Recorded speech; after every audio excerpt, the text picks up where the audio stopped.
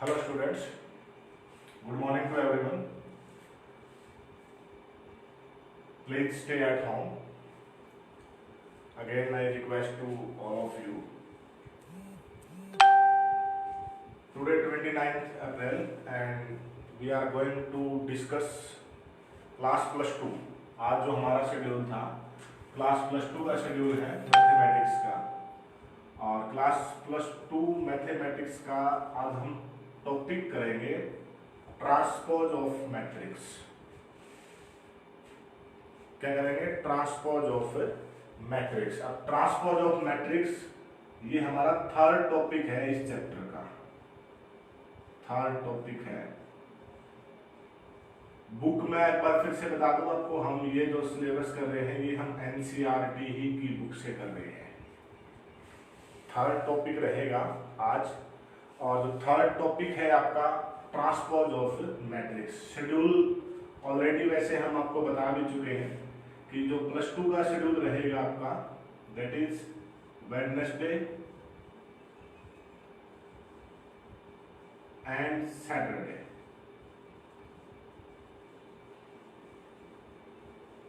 Wednesday और Saturday को रहेगा। टाइमिंग आपकी 8 AM एज इट इज।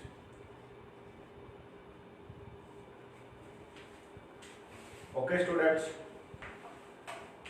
तो स्टार्ट करते हैं हम ट्रांसपोज ऑफ मैट्रिक्स का जो टॉपिक है कि ट्रांसपोज ऑफ मैट्रिक्स क्या होता है।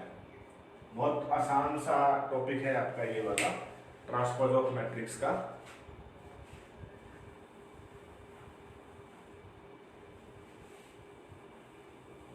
प्लस टू एनसीईआरटी की बुक से हम इसको कर रहे हैं इस टॉपिक को। तो ट्रांसपोज ऑफ मैट्रिक्स देखिए क्या होता है।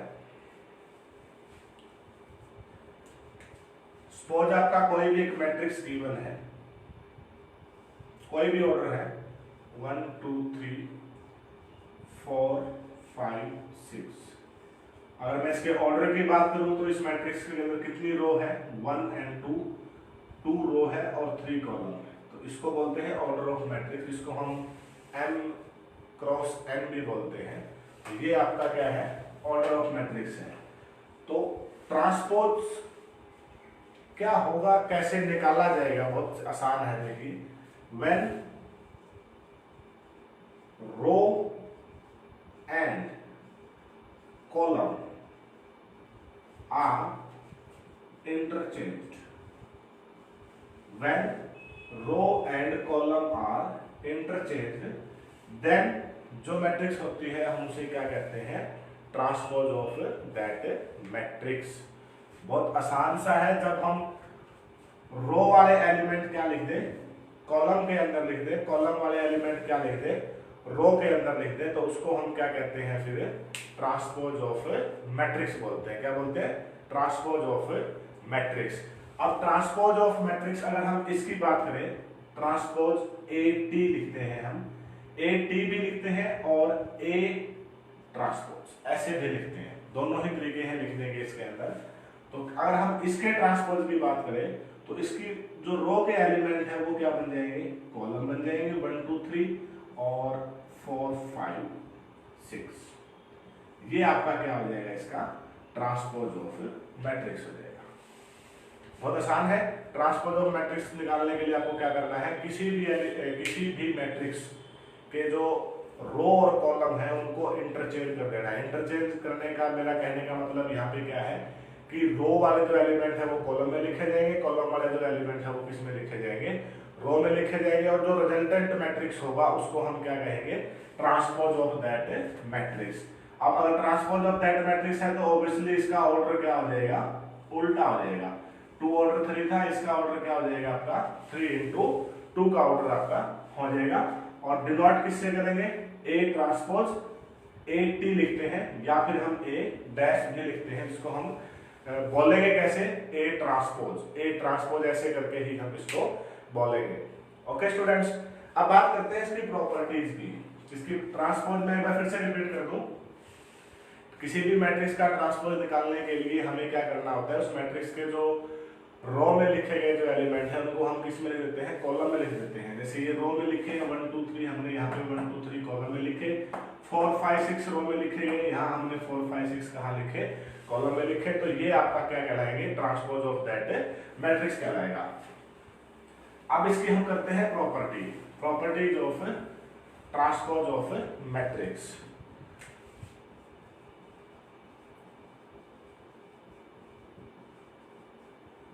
प्रॉपर्टीज क्या है, प्रॉपर्टीज जो आपकी है ट्रांसपोज ऑफ मैट्रिक्स की, 4 प्रॉपर्टीज मेनली आपको गिवन है कि अगर हम किसी भी मैट्रिक्स के ट्रांसपोज का ट्रांसपोज निकालें तो हमें वापस क्या मिल जाएगा, मैट्रिक्स मिल जाएगा। क्या मिल जाएगा, अगर किसी भी मैट्रिक्स के ट्रांसपोज का ट्रांसपोज निकालें तो हमें वापस वही मैट्रिक्स मिल जाएगा।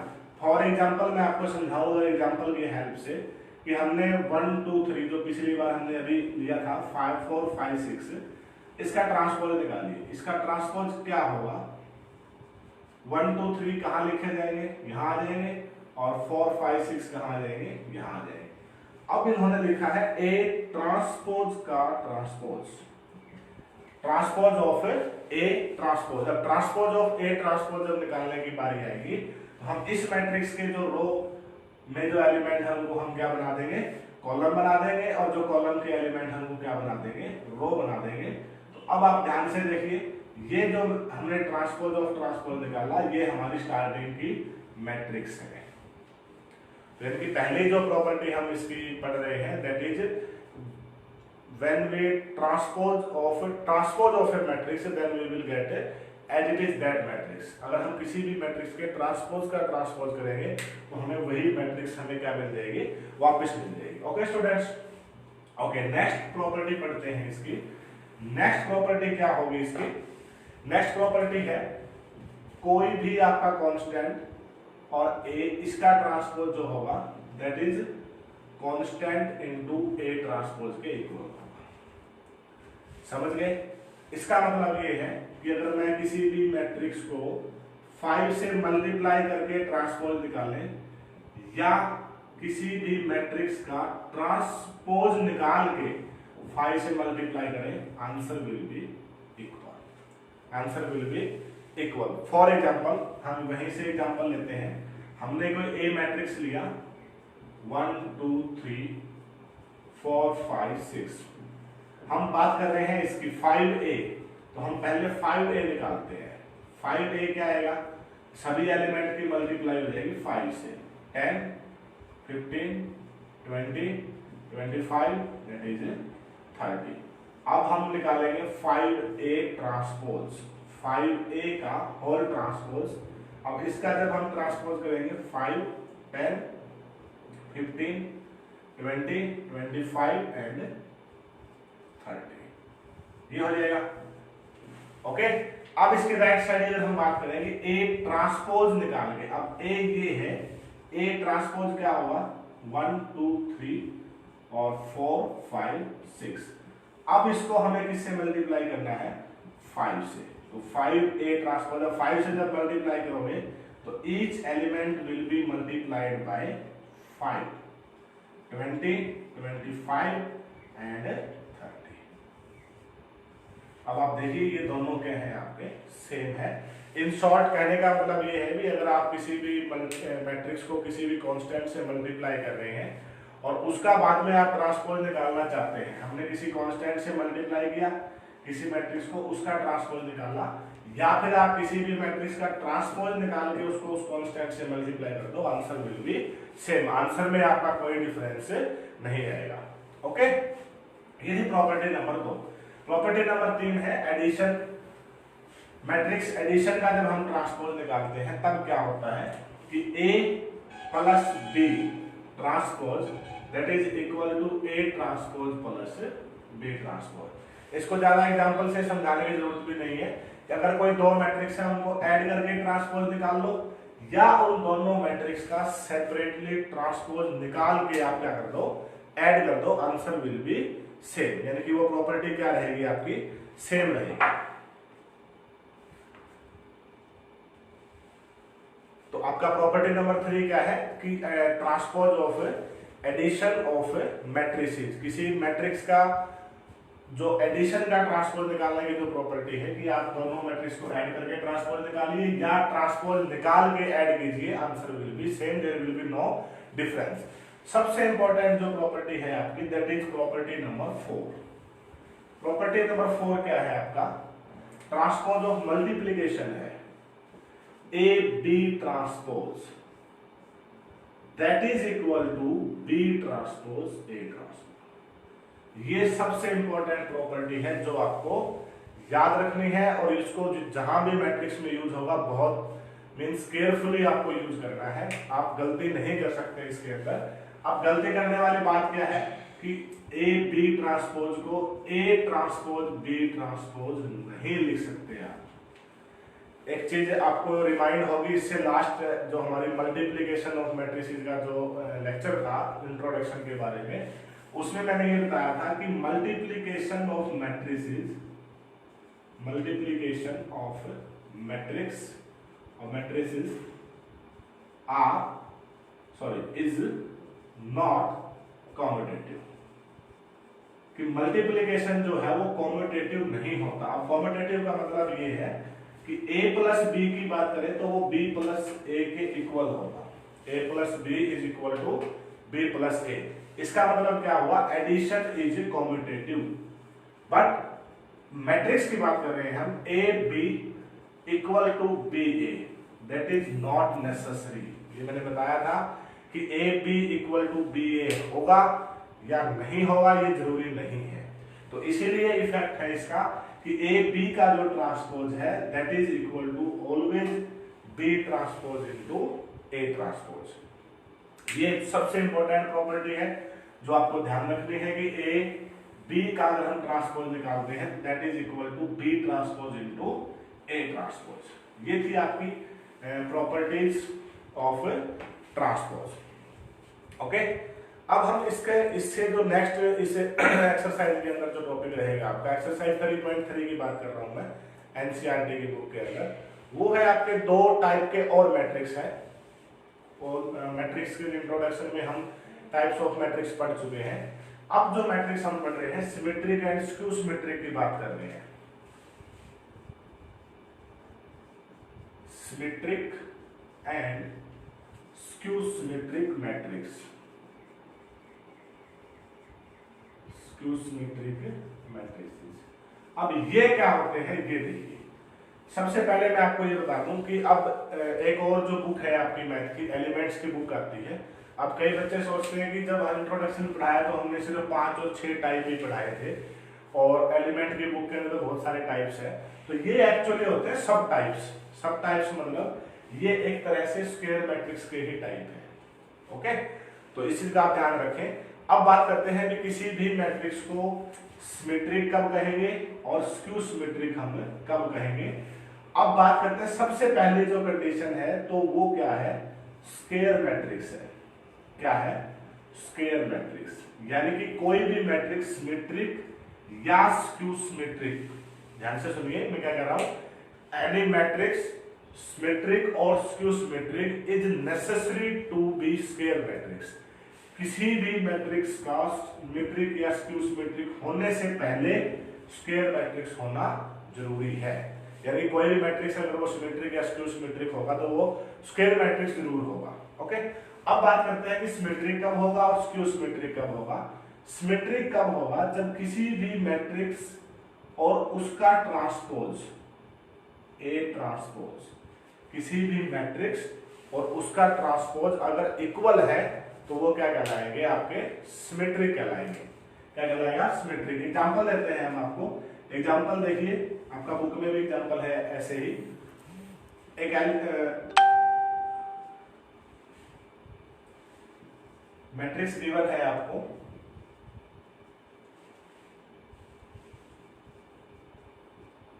ये मैट्रिक्स है। अब देखिए हम इसका ट्रांसपोज निकालते हैं। ट्रांसपोज निकालते हुए आपको क्या करना है मैंने आपको बता चुके हैं कि आपको सभी जो रो के एलिमेंट है वो क्या बना देने हैं? कॉलम बना देना है। कॉलम को रो, ये वाले एलिमेंट हम यहां लिख देंगे, फिर ये वाले एलिमेंट हम यहां लिख देंगे और फिर ये वाले एलिमेंट हम इस रो के अंदर लिख देंगे। अब देखिए क्या इनमें कोई डिफरेंस है? No, there is no difference between A and A transpose, यानी कि दोनों के बीच में कोई डिफरेंस नहीं है। अब कोई डिफरेंस नहीं है, इट मींस आपका क्या हुआ, ए और ए ट्रांसपोज इक्वल है, तो ए को हम क्या कहेंगे कि ये सिमेट्रिक मैट्रिक्स है। क्या है?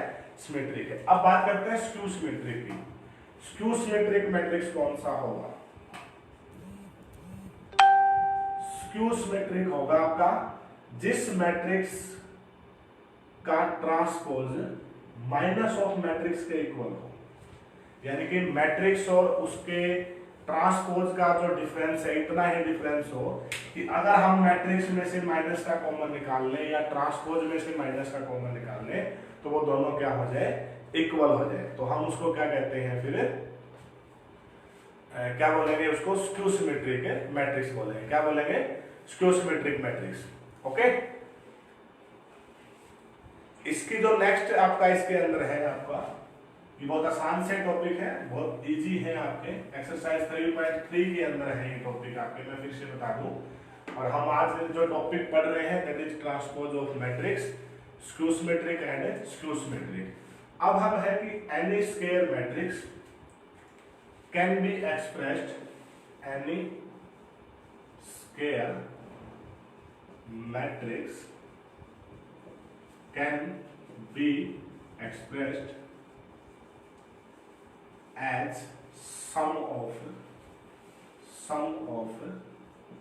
symmetric and skew symmetric matrix. Skew symmetric matrix कि किसी भी स्क्वायर मैट्रिक्स को हम दो पार्ट में डिवाइड करके लिख सकते हैं। फॉर एग्जाम्पल के तौर पे अगर हम बात करें अलजेब्रिक की, 5 को हम लिखते हैं 2 + 3। इसी तरह से हम किसी भी मैट्रिक्स को दो पार्ट में लिख सकते हैं। उनमें से एक पार्ट क्या होगा आपका, सिमेट्रिक होगा, और दूसरा पार्ट आपका क्या होगा, स्क्यू सिमेट्रिक होगा। कैसे लिखते हैं देखिए, A = 1/2 A + A transpose plus 1/2 A - A transpose. अगर आपका कोई भी स्क्वायर, सबसे पहले कंडीशन क्या है, मैट्रिक्स स्क्वायर होना चाहिए। किसी भी अगर मैट्रिक्स को हमें as a sum of symmetric and skew symmetric लिखना है तो आपका जो मैट्रिक्स है वो क्या होना चाहिए, स्क्वायर होना चाहिए। कंडीशन आपकी ऑलरेडी गिवन है। क्या कौन सा मैट्रिक्स होना चाहिए, वो स्क्वायर मैट्रिक्स होना चाहिए। अब स्क्वायर मैट्रिक्स को हम किस में लिख सकते हैं, किन्हीं भी दो पार्ट के अंदर डिवाइड करके लिख सकते हैं। उनमें से एक पार्ट क्या होगा आपका, सिमेट्रिक होगा, और दूसरा पार्ट आपका क्या होगा, स्क्यू सिमेट्रिक होगा। क्या होगा, स्क्यू सिमेट्रिक। अब हम कैसे होगा ये बात कर लेते हैं। मैं कोई भी एग्जांपल देता हूं कि पहले इसमें देखिए कैसे होता है। अगर हम इसको सॉल्व करके लिखें तो 1/2 A 1/2 A ट्रांसपोज, इसका क्या बनता है 1/2 A ट्रांसपोज। ये आपका कैंसिल आउट हो गया, 1/2 A + 1/2 A। जब हम दोनों को ऐड करेंगे तो half of A + half of A दोनों मिलकर क्या बना देंगे, A बना देंगे। अब फॉर एग्जांपल के तौर पे सपोज हमने कोई मैट्रिक्स लिया, स्क्वायर मैट्रिक्स की बात कर रहे हैं, मैं लेता हूं 3 4 5 8। ओके, अब इसको लिखना है, क्वेश्चन क्या होगा आपके पास कि write down this matrix as a sum of symmetric and skew symmetric matrix. तो हम सबसे पहले इसका ट्रांसपोज निकालेंगे। ट्रांसपोज क्या होगा, 3 4 5 8। फिर मैंने आपको दो पार्ट बताए हैं कि A + A ट्रांसपोज निकाल लीजिए, A + A ट्रांसपोज दोनों को ऐड कीजिए, 6 9 9 16। और अब क्या निकालना है, 1/2 से इसको डिवाइड कीजिए, A + A ट्रांसपोज। इसको 1/2 से डिवाइड करेंगे 3, this is 9/2, this is 9/2, this is 8। ये तो हो गया आपका एक पार्ट। दूसरे पार्ट में क्या निकालना है, A - A ट्रांसपोज। तो 3 - 3 0, 4 - 5 -1, 5 - 4 1, 8 - 8 0। अब 1/2 A - A ट्रांसपोज, तो वो क्या होगा, इसको 1/2 से आप डिवाइड करोगे तो 1/2 और 0, दो पार्ट निकाल लिए।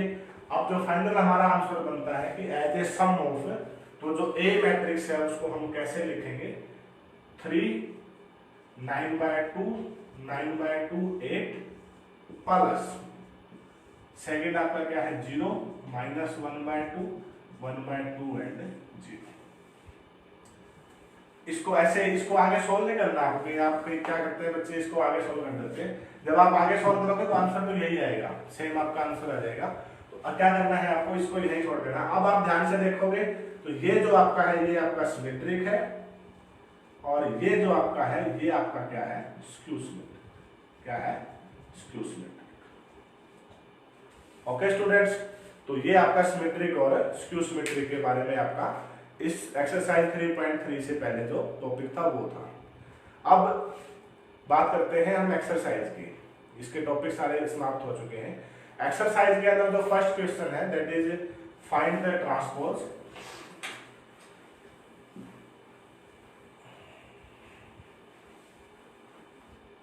एक्सरसाइज आप बच्चों को खुद करना है। एक्सरसाइज कोई प्रॉब्लम हो तो आप हमें बता सकते हैं।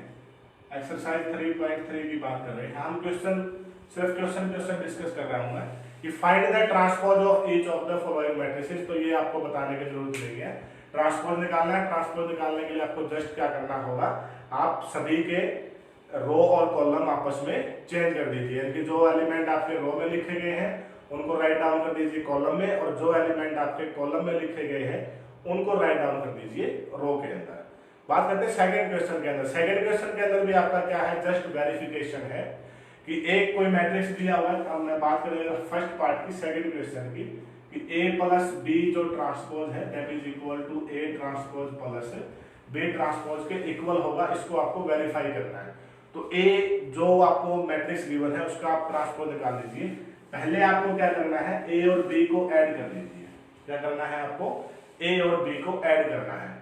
ऐड करने के बाद अगर मैं इसमें थोड़ा सॉल्व करके दिखाऊं आपको, तो a प्लस b जब हम निकालते हैं तो -1 और -4 है आपके, -5 3 -2 6 9 9 -1 और 3 + 1 4 एंड 2। तो राइट हैंड साइड पे क्या करना है, ये पहले ऐड करके अब इसका ट्रांसपोज निकालना है। क्या करना है, a प्लस b का ट्रांसपोज। जब अब इसका ट्रांसपोज आप निकालेंगे तो ये इसका ट्रांसपोज हो जाएगा। ओके, ये कौन सी हुई, राइट हैंड साइड हुई। लेफ्ट हैंड साइड में क्या करना है, दोनों मैट्रिसेस का अलग अलग ट्रांसपोज निकालना है। पहले a का ट्रांसपोज निकालिए, फिर b का ट्रांसपोज निकालिए, फिर उन दोनों का कर देना है, आपको ऐड कर देना है। ओके, तो ये आपका सेकंड क्वेश्चन था। थर्ड क्वेश्चन भी एज इट इज ऐसे ही है। फोर्थ, हाँ, थर्ड क्वेश्चन में एक चीज आपको ध्यान देनी है। थोड़ा सा आपको हल्का सा क्वेश्चन के अंदर ट्विस्ट दिया हुआ है। आपको a नहीं a ट्रांसपोज दिया हुआ है, ये ध्यान रखना। क्या दिया हुआ है, a ट्रांसपोज 3 4 -1 2 0 1 ये गिवन है। तो पहले आपको क्या निकालना पड़ेगा, इसका पहले इसका इसी का ट्रांसपोज कर लो और मैट्रिक्स आ जाएगी।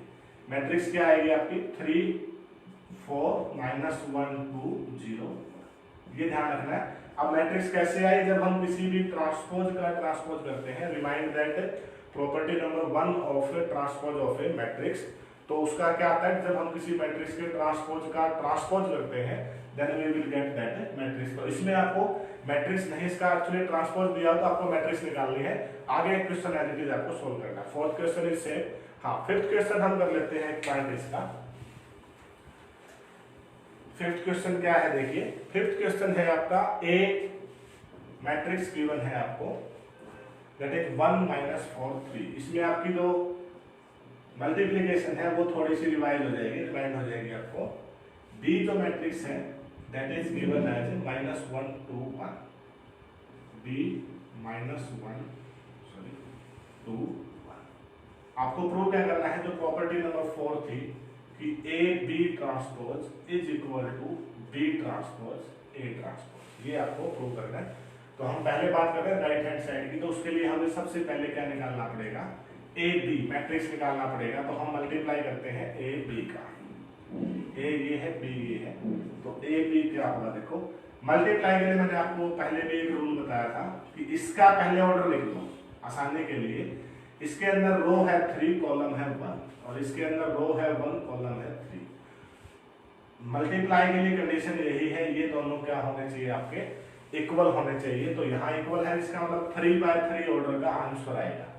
फिर हम क्या करते थे, रो बाय कॉलम मल्टीप्लाई करते थे, इसकी इसके साथ हो गए रो बाय कॉलम, तो 1 इंटू -1 क्या आ जाएगा -1, यानी कि रो इंटू कॉलम आपकी मल्टीप्लाई चलेगी, फिर इसकी इसके साथ होगी 2, फिर इसकी इसके साथ होगी, फिर -4 की आ जाएगी +4, फिर आपकी -4 की इसके साथ हो जाएगी -8, -4 इसके साथ -4, 3 की इसके साथ -3, इसके साथ क्या होगा 6, इसके साथ क्या होगा, ये आ गई आपकी ए बी, मल्टीप्लाई डिवाइड हो जाएगी आपके इसके साथ। अब इसका ट्रांसपोज निकालिए, तो जब हम ए बी का ट्रांसपोज निकालेंगे तो अब इसको -1 2 1 4 -8 -4 -3 6, ये आपकी क्या आ गई राइट हैंड साइड आ गई। अब लेफ्ट हैंड साइड के लिए आपको खुद करना है, लेफ्ट हैंड साइड में क्या करना है आपको, पहले इसका ट्रांसपोज निकाल लो, ये होगा, फिर ए का ट्रांसपोज निकाल लो 1 -4 3 होगा। अब इनकी मल्टीप्लाई करनी है बी ट्रांसपोज ए ट्रांसपोज, ये ध्यान रखना है आपको। ओके स्टूडेंट्स, आई होप कि आप इसको कंप्लीट करेंगे। ये आपका क्वेश्चन नंबर 5 था। नेक्स्ट है आपका क्वेश्चन नंबर 6। अब ये क्वेश्चन एक प्रॉपर्टी और है, ये प्रॉपर्टी ही है, मैं आपको इसको थोड़ा सा और बता देता हूँ इसके बारे में कि किसी भी मैट्रिक्स के ट्रांसपोज को अगर हम मैट्रिक्स से मल्टीप्लाई करें तो आंसर क्या आएगा, आइडेंटिटी मैट्रिक्स आंसर आएगा, A transpose into A, that is always equal to I. I stands for identity matrix, I stands for identity matrix. Okay, तो इसको आप खुद कर लेंगे। नेक्स्ट 7th क्वेश्चन है, आपको सिमेट्रिक शो करना है, ये हम ऑलरेडी कर चुके हैं। सिमेट्रिक शो करने के लिए क्या करना है, उस मैट्रिक्स का ट्रांसपोज निकालिए। अगर उस मैट्रिक्स का ट्रांसपोज उस मैट्रिक्स के इक्वल आता है then it will be symmetric matrix, and if transpose of matrix is equal to negative of that matrix, it means that is a skew symmetric matrix. तो question number 8 is also that, question number 9, question number 10। Question number 10 हम already इसमें discuss कर भी चुके हैं कि किसी भी मैट्रिक्स को हमें क्या करना है आपका as a sum of symmetric and skew symmetrics कैसे शो करते हैं। 11th और 12th जो आपके ऑप्शनल क्वेश्चन है ये आप खुद करेंगे। अगर कोई प्रॉब्लम है तो आप हमें कमेंट सेक्शन में कमेंट करके बता देना, हम सॉल्व करवा देंगे इसको।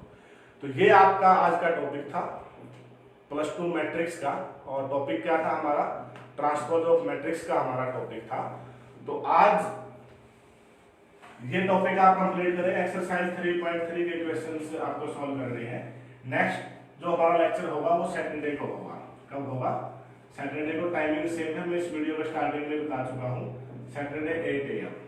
वीकली आपके 2 ही लेक्चर होते हैं +2 क्लास के, और आपका जो नेक्स्ट लेक्चर होगा सैटरडे को होगा। और टॉपिक जो हम डिस्कस करेंगे वो मैं आपको अभी बता देता हूँ आज इसी के अंदर, कि हम elementary operation of a matrix, इस चैप्टर का लास्ट टॉपिक है। एनसीईआरटी की बुक से 3rd चैप्टर का लास्ट टॉपिक होगा एलिमेंट्री ऑपरेशंस। क्या होगा, elementary operations of a matrix. तो ये हम डिस्कस करेंगे सैटरडे को। तब तक आप ये जो हमारे आज डिस्कस किया एक्सरसाइज 3.3 मैट्रिक्स, इसको आप सॉल्व कीजिए। और आई होप कि आप जो हम ये प्रयास कर रहे हैं इन सब से आपको थोड़ी बहुत हेल्प जरूर मिल रही होगी। और जब तक ये चल रहा है वर्तमान परिस्थितियाँ, तब तक हम प्रयास करेंगे कि हम ज़्यादा से ज़्यादा आपको लाइव लेक्चर के माध्यम से आप सभी को स्टडी जो है उसको कंटिन्यू रख सके हम। तो again in the end of video I will again repeat that please stay at your home and be safe. Thanks and have a good day.